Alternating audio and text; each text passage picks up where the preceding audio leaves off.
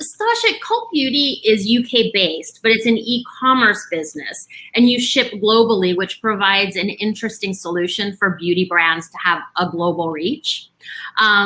When it comes to indie beauty brands, but not specifically indie beauty brands, what do you look for when considering new brands to launch with? I guess sort of the nuts and bolts of, what do brands have to have in place? And then sort of that those intangible brand qualities to be successful. I mean, if I'm looking at just a brand, in its own credits, then, obviously what we're looking for is innovation, as Valerie said so rightly before, so a really strong brand DNA, that it's not just a duplicate of something we've already got. I mean, we're always looking worldwide for exciting brands, and we actually every year take an area that we focus, where we feel like there's real development coming out of. Last year was Australia. Obviously, we've done South Korea. So, I think just the product has to be innovative. It has to tell a unique story. By the time we get to it, obviously, there's typically some buzz if it's not a domestic brand. But I think for me, the primary things are, and I think Valerie alluded to this earlier, when you are creating a brand, think globally, because the amount of times I have said to a brand, I want to start working with you now.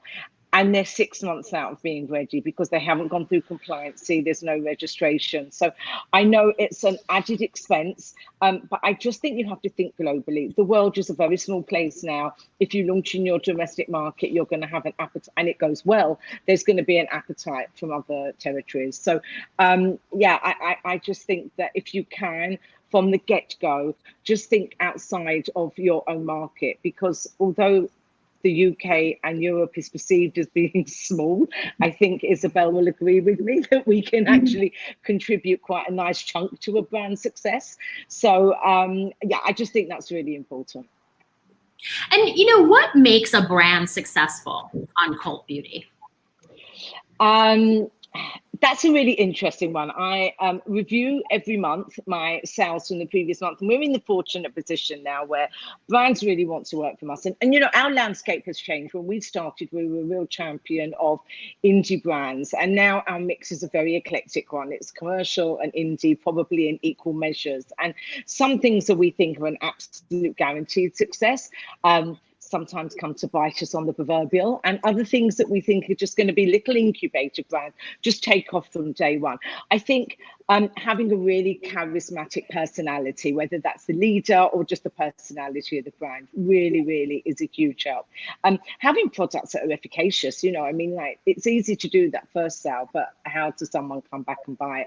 Only if it's actually worked. So at Cult Beauty, we have a very, very strict screening process, and we actually personally try every single product. So we've already endorsed it by the time it's gone on the site.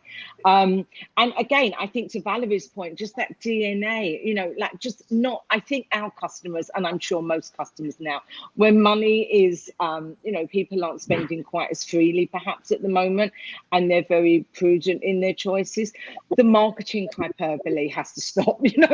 People just have to believe in what you're saying. So don't tell me, and for me to tell my customer that you're the only person using mushrooms. I mean, if you're not, know your own brand, and again, know the competitive landscape, and just be telling a compelling story.